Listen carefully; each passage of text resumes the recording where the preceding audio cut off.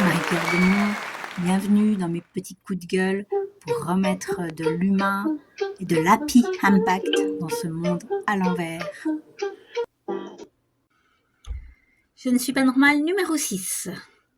Je ne suis pas normale parce qu'à 50 ans, il m'arrive encore de rire ou de pleurer spontanément comme un enfant. Et je crois encore, malgré toutes les crasses que les gens ont pu me faire, que quand on me dit quelque chose, c'est sincère, c'est authentique, c'est pour le bien commun. Bref, je serai naïve. Et en plus, je saute de joie comme un enfant.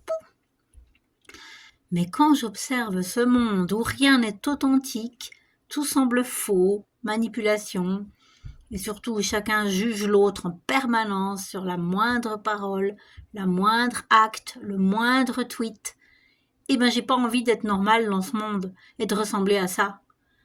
Le bonheur n'est pas au paradis ou au Valhalla. Je sais même pas en plus si ça existe. Il peut être sur Terre. Mais force est de constater que là, on est plutôt au mauvais endroit. Allez voir la série Netflix Le Bon Endroit, c'est super sympa et vous comprendrez.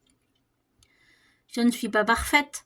Il m'arrive aussi de juger un peu vite quelqu'un, mais jamais pour l'humilier en public comme on a pu me faire un jour, à tort en plus. Et puis en plus, je m'abuse pas non plus à essayer de faire du buzz avec écrasant quelqu'un, mais c'est quoi ce monde? Je sais pas, il y a un moment donné, on se rappelle que on fait pas aux autres ce qu'on n'a pas envie qu'ils nous fassent. Mais à présent que j'ai grandi, moi, maintenant, dans la compétence bonheuresque ou happinesque, comme vous voudrez, ça m'arrive de moins en moins de faire ces jugements. L'autre, c'est un autre moi. Nous sommes tous reliés.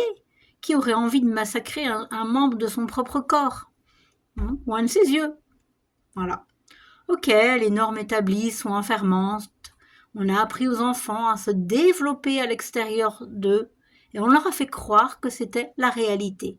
Et du coup, il a grandi, mais il regarde le monde des autres et on lui a dit qu'il était meilleur et on dénigre le sien. Donc voilà, il continue, il reproduit des schémas. Retrouver l'enfant intérieur en soi, ce n'est pas faire l'enfant, c'est avancer vers le chemin de sa pureté originelle, qui est aussi un des chemins du bonheur.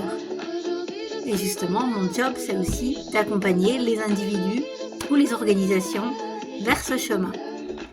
Abonnez-vous!